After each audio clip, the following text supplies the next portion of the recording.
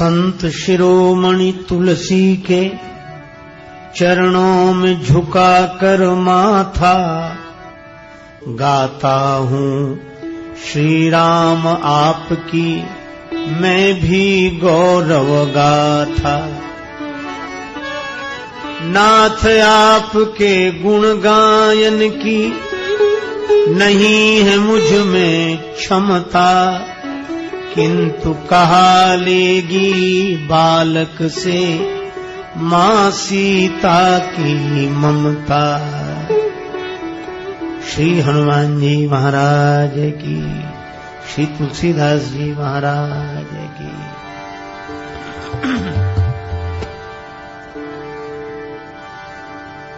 भगति करत बिनु जतन प्रयासा, भगति करत बिनु जतन।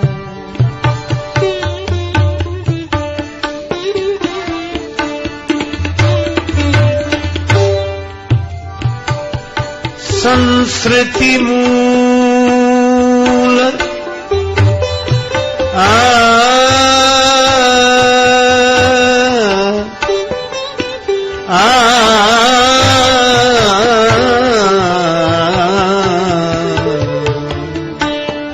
संस्कृति मूल अविद्या नासा,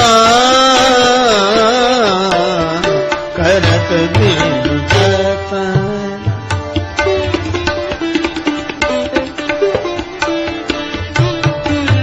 जतन प्रयासा, भगति करत बिनु जतन, करत बिनु जतन, करत बिनु जतन। संस्कृति मूल अविद्या नासा,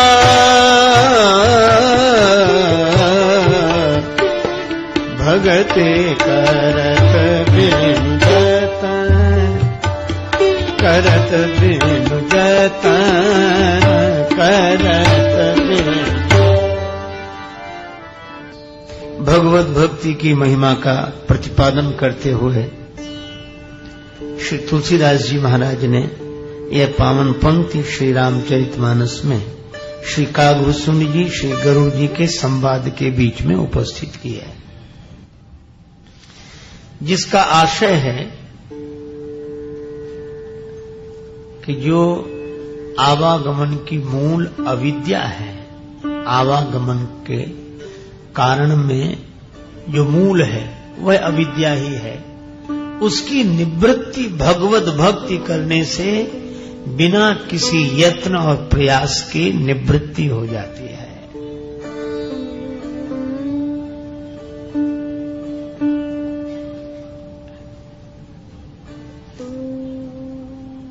भक्ति की महिमा का प्रतिपादन किया गया है।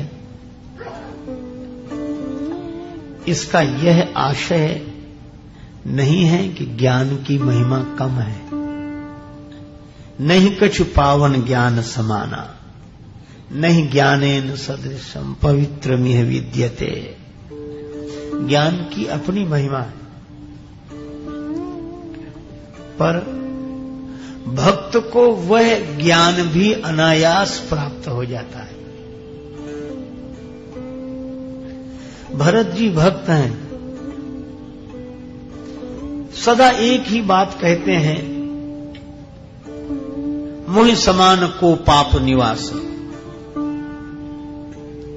मेरे जैसा कोई पापी नहीं है। अधम कवन जग मोहि समाना, मेरे जैसा अधम कोई नहीं है। मैं सठ हूं, मैं सठ सदा सदोष।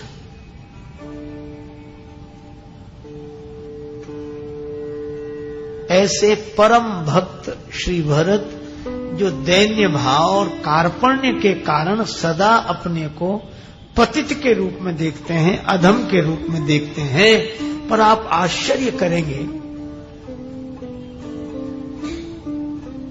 एक दिन श्री भरत जी कुछ पूछना चाहते थे। पर संकोच के मारे प्रभु से कह नहीं पा रहे थे, तो श्री हनुमान जी ने कहा, नाथ भरत कछु पूछन चाहि। श्री भरत कुछ पूछना चाहते हैं। भगवान ने एक ही बात कही, भरत पूछना चाहते हैं तो कह क्यों नहीं रहे? प्रश्न करत मन सकुचत आहि, मन में संकोच है। तो भगवान बोले, तुम जानहु कपि मोर सुभाऊ, भरत ही मोहि की अंतर काऊ। भगवान बोले, हनुमान जी आप तो मेरा स्वभाव जानते हैं, मुझ में भरत में कोई अंतर नहीं। अब पूछो भरत क्या पूछना है? मुझ में और तुम्हारे स्वरूप में कोई अंतर नहीं, एक ही है। अब पूछो क्या पूछना है? आप आश्चर्य करेंगे, जो श्री भरत बराबर कहते हैं कि मैं नासमझ हूं, मैं पतित हूं, मैं अधम हूं, वही भरत कहते हैं, नाथ न मोहि संदेह कछु, सपने शोक न मोह। महाराज मुझ में कोई संदेह नहीं है, और शोक मोह तो स्वप्न में भी नहीं है मेरे स्वरूप में। भगवान ने कहा कि ये स्थिति कब से मिल गई? बोले, जब से आपने कह दिया कि भरत ही मोहि की अंतर काऊ, तो केवल कृपा तुम्हारे ही चिदानंद संदोह। और ये जो उस ब्रह्मानंद की अनुभूति है, दिव्य ज्ञान की स्थिति है, एक क्षण में हो गई। भगवान ने कह दिया, भरत ही मोहि की अंतर काऊ। तो भक्त के लिए प्रभु संकल्प करें तो उसे आत्म स्थिति सहज प्राप्त हो जाती है। और यही श्री लक्ष्मण जी के साथ हुआ। पहली बार शक्ति लगी, सुखेन वैद्य को बुलाया, संजीवनी बूटी लेने हनुमान जी गए। श्री राघवेंद्र बहुत भाव विह्वल होकर रोते रहे। लेकिन दूसरी बार लक्ष्मण जी को जब शक्ति लगी, सब वानरों ने सोचा फिर सुखेन वैद्य को बुलाया जाएगा, फिर संजीवनी बूटी की व्यवस्था होगी और राम जी रोएंगे। लेकिन वैसी लीला हुई नहीं। जैसे ही लक्ष्मण जी मूर्छित हुए, भगवान ने कहा कि उठ बैठो। लक्ष्मण अपने स्वरूप का चिंतन करो, तुम कृतांत भक्षक सुनता था, तुम तो काल के भी काल हो, अपने स्वरूप का चिंतन करो। इस मूर्छा की अपने में कल्पना क्यों कर रहे हो? और सुनत वचन उठ बैठे कृपाला। लक्ष्मण जी उठकर खड़े हो गए। तो यह जिसके लिए स्वामी राम तीर्थ बोलते हैं, मौत की भी मौत आएगी जब मेरी मौत आएगी। श्री कबीरदास जी कहते हैं, राम मरे तो हम मरे, नहीं तो मरे बलाए, अविनाशी की गोद में मरे न मारा जाए। यह जो ज्ञान की दिव्य स्थिति है, यह भी भक्तों को प्राप्त हो जाती है भगवान की कृपा से। इसलिए भक्ति की महिमा है कि बिना किसी यत्न के, बिना किसी प्रयास के सरल चित्त होकर जो भगवान की शरण में चला जाता है, भगवत भक्त हो जाता है। भगवान स्वयं कहते हैं, तेसाम हम समुद्धरता मृत्यु संसार सागरात। उसका मैं उद्धार करता हूं और बुद्धि योग देता हूं। यही बुद्धि योग है। तो भक्त को ज्ञान भी सहजता से प्राप्त हो जाता है। इसलिए भगति करत बिनु जतन प्रयासा, संस्कृति मूल अविद्या नासा। और ऐसी भक्ति की महिमा का गायन संत श्री तुलसीदास जी ने किया। और भगवान श्रीमुख से बता रहे हैं कि भक्ति कितने तरह की है। नवधा भगति कहाँ, नवधा भगति कहाँ, सावधान सुन धरु धरु मन मन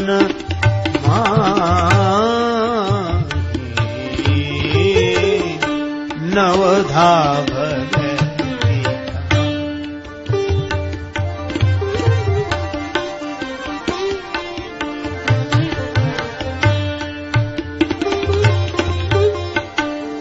नवधा भगति। नवधा भगति कहूं तो ही पाई। भगवान कहते शबरी मैया मैं 9 प्रकार की भक्ति आपको सुना रहा हूं। उसमें प्रथम भक्ति है, प्रथम भगति संतन कर संगा। सत्संग की सर्वाधिक महत्ता है, सत्पुरुषों का संग करना।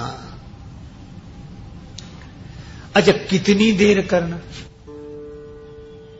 यद्यपि एक बार तो यह कहा गया कि जब बहुकाल करिए सत्संगा, पर श्री तुलसीदास जी कहते हैं एक घड़ी आधी घड़ी आधिव में पुनि आध। तुलसी संगति साधु की कटे कोटि अपराध। संत दरस जिमि पातक टरे, जितना हो जाए।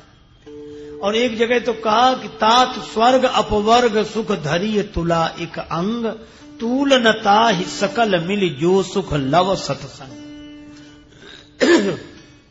अब प्रश्न होता है कि एक और तो कहा गया कि बहुत दिन तक सत्संग करो, तब संशय की निवृत्ति होती है। और कहीं कहीं कहा कि क्षण भर का भी सत्संग मिल जाए तो सौभाग्य है, भगवान की कृपा है। तो क्या क्षण भर का सत्संग लाभ दे सकता है? कई बार ऐसे मन में बात आती है और हम सोचते हैं कि बढ़ा चढ़ाकर बात कह दी गई है, पर नहीं, क्षण भर के सत्संग की भी बड़ी महिमा है। कैसे? आप ऐसे विचार करें कि जैसे कोई मकान 7 साल से बंद हो, खिड़की दरवाजा बंद, ताला लगा, और कोई मकान 7 दिन से बंद हो, कोई 7 घंटे पहले बंद हुआ हो। पर जब उजाला किया जाएगा, उसमें दिया जलाया जाएगा, तो एक क्षण काफी है, चाहे 7 साल से बंद हो, चाहे 70 साल से बंद हो, चाहे 7 मिनट पहले बंद हुआ हो। इसी तरह सत्संग का दिया जब जलता है तो एक क्षण में जलता है, और जन्म जन्म की बिगड़ी हुई बात एक क्षण में बन जाती है। बिगड़ी जन्म अनेक की अबहीं सुधरे आज, होई राम को नाम जप तुलसी तज को समाज। देखो सत्संग की महिमा बताओ। लंकनी मिली हनुमान जी को और बोली क्या? जाने से नहीं मरम सठ मोरा, मोर आहार जहां लगी चोरा।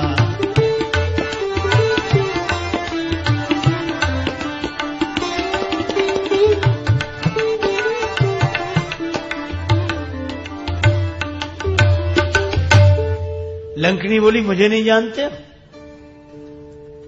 मैं तुम्हें खा जाऊंगी। हनुमान जी बोले क्यों? लंकनी बोली मैं चोरों को खाती हूं। हनुमान जी को हंसी लगी कि अगर तू चोरों को खाती है तो सबसे पहले तुझे रावण को खा लेना चाहिए, क्योंकि वही लंका का सबसे बड़ा चोर है। रेती चोर कुमारग गाम, अंगद जी ने तो कहा है। पर अजीब बात है, हनुमान जी बोले मैं तो चोर का पता लगाने आया हूं, और तू चोर को खाती है कि चोर को रखाती है? चोर का पता लगाने वाले को खा रही है और कहती है कि मैं चोर को खाती हूं। हनुमान जी ने सोचा इसकी बुद्धि ठीक नहीं है, क्या करें?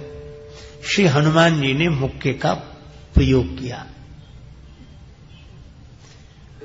और जैसे ही मुक्के का प्रहार किया तो लंकनी गिरी, और गिरते ही रुधिर बमत धरनी धन मनी, उसके मुंह से रक्त निकला। और पुनि संहारी उठी सो लंका, वह लंकनी फिर संभल कर खड़ी हो गई और बोली सत्संग का सुख मिल गया। अब यह बड़ा सांकेतिक सूत्र है। यह हनुमान जी ने जो चोट की,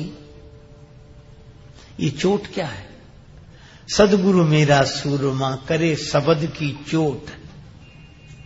हनुमान जी ने प्रहार किया, और हनुमान जी संत हैं, बिनु हरि कृपा मिले ही नहीं संता। तो संत तो शब्द की चोट करते ही नहीं। और जैसी शब्द की चोट हनुमान जी ने की तो लंकनी के मुंह से रक्त निकल गया। जो भीतर भरा था वह रक्त निकल गया, और रक्त माने राग। और जब संत शब्द की चोट करते हैं तो मन के भीतर भरा हुआ जगत का राग बाहर आ जाता है। लंकनी के मुंह से निकला रक्त और लंकनी बन गई विरक्त, राग निकल गया। और सचमुच जब राग चला जाता है तो द्वेष भी चला जाता है, और जहां राग और द्वेष नहीं है उस शांति का अनुभव करने वाला सत्संग की महिमा समझता है। जो सुख लव सत्संग, पर संकेत है कि पुनि संहारी उठी सो लंका, लंकनी संभल गई। वे सौभाग्यशाली हैं जो संत के शब्द की चोट खाकर संभल जाते हैं। पर हनुमान जी ने इसी तरह की चोट रावण पर भी की थी। सो हनुमान हन्यो मुठिका, और इस शब्द पर ध्यान दें, रावण पर भी हनुमान जी ने मुठिका का प्रयोग किया, और लंकनी पर भी मुठिका एक महाकपि हनी। पर लंकनी तो संभल गई, पुनि संहारी उठी सो लंका। और रावण हनुमान जी से बोला कि हमारा आपका युद्ध हो जाए। हनुमान जी ने कहा कि युद्ध तो हो जाए, पर फैसला कौन करेगा? बहुत देर तक युद्ध होगा। रावण बोला लंबा वाला युद्ध नहीं, एक एक मुक्के का। मैं आप पर प्रहार करूंगा, आप मुझ पर प्रहार करना। हनुमान जी बोले ठीक है, लेकिन एक काम करो रावण। क्या? पहले तुम ही मुक्के का प्रहार करो मेरे ऊपर। रावण बोला मैं क्यों करूं? तुम क्यों नहीं करते पहले मुझ पर मुक्के का प्रहार? हनुमान जी मुस्कुराकर बोले डर ये है कि कहीं मैंने पहले मुक्के का प्रहार कर दिया तो फिर पता नहीं तुम्हारी बारी आती भी है कि नहीं, तुम्हारे मन में ही यह बात रह जाएगी, इसलिए पहले तुम ही मुक्के का प्रहार करो। और रावण ने पूरी शक्ति से हनुमान जी पर मुक्के का प्रहार किया। अब विचार करें, हनुमान जी कौन है? का ज्ञान नाम अग्रगण्यम। हनुमान जी संत के स्वरूप हैं, सदगुरु के स्वरूप हैं, ज्ञानियों में अग्रगण्य हैं। और इन पर प्रहार कौन कर रहा है? रावण। और रावण कौन है? विनय पत्रिका की भाषा भाव शैली में मोह दशमौलि तदभ्रात अहंकार। ये रावण मोह का रूप है, और मोह माने अज्ञान। मानस में मोह शब्द का प्रयोग मोहित होने के अर्थ में तो किया ही गया है, पर अज्ञान के अर्थ में शब्द का अधिक व्यवहार हुआ है। तो मोह माने अज्ञान। तो ये अज्ञान का, मोह का प्रहार है संत पर हनुमान जी के लिए बड़ी सुंदर बात आई। वीरासन में बैठ गए, रावण ने प्रहार किया, जान टेक कपि भूमि न गिरा। हनुमान जी वीरासन में विराजमान हुए। वीरासन में क्यों? महा अजय संसार रिपुजीत सकई सो वीर। वह जान टेक, और टेक कर। क्यों? क्योंकि साधु की तो टेक ही है, साधो टेक गही सो गही। कोटि विघ्नते संत कर मन जिम नीति न त्याग। तो हनुमान जी का तो कुछ नहीं बिगड़ा, बैठ गए वीरासन में। आहा, और जो रघुवीर का होकर वीरासन में बैठ जाए उसका मोह क्या बिगाड़ेगा, अज्ञान क्या बिगाड़ेगा। अब रावण तो बार बार आंख बंद करे और खोले। हनुमान जी ने कहा कि परेशान मत हो, हम स्वस्थ हैं, हम स्वस्थ हैं। और जो स्वस्थ हो उसका क्या बिगाड़ेगा यह संसार, स्वस्थ है। और जो स्वस्थ है उसका क्या बिगाड़े। हनुमान जी ने कहा हम स्वस्थ हैं, लेकिन रावण अब तुम तैयार हो जाओ। रावण बोला अब तैयार ही हैं और कर ही क्या सकते हैं। हनुमान जी ने मुक्का उठाया तो मुक्के का जब प्रहार किया तो रावण की क्या हालत हुई, मूर्छित होकर गिर गया। और जब मूर्छा हुई, दूर हुई, तो बोला क्या, कपिबल विपुल सराहन लगा, वाह कमाल कर दिया, आप जैसा बलवान मैंने नहीं देखा, वाह वाह वाह। हनुमान जी बोले मुझे धिक्कार है, मुझे धिक्कार है। क्यों? बोले बल देखते तो तब जब बताने के लिए बचते ही नहीं, तुम बच गए। और इसमें संकेत क्या मिला? संकेत ये मिला कि लंकनी पर हनुमान जी ने प्रहार किया तो लंकनी संभल गई और रावण थोड़ी देर मूर्छित रहा, फिर तारीफ करता रहा। इसका अर्थ यह है कि संत शब्द की चोट सब पर करते हैं, पर जो साधक होते हैं वे इस शब्द की चोट से संभल कर खड़े हो जाते हैं, वे संभल जाते हैं। लेकिन जो संसारी हैं वे थोड़ी देर तो मूर्छित रहते हैं, संत के शब्द की बात सुनकर थोड़ी देर मूर्छित रहते हैं और फिर वाह मजा आ गया, क्या कमाल किया, क्या बात कही, कैसी चोट की बात कही, बस तारीफ ही करते रह जाते हैं।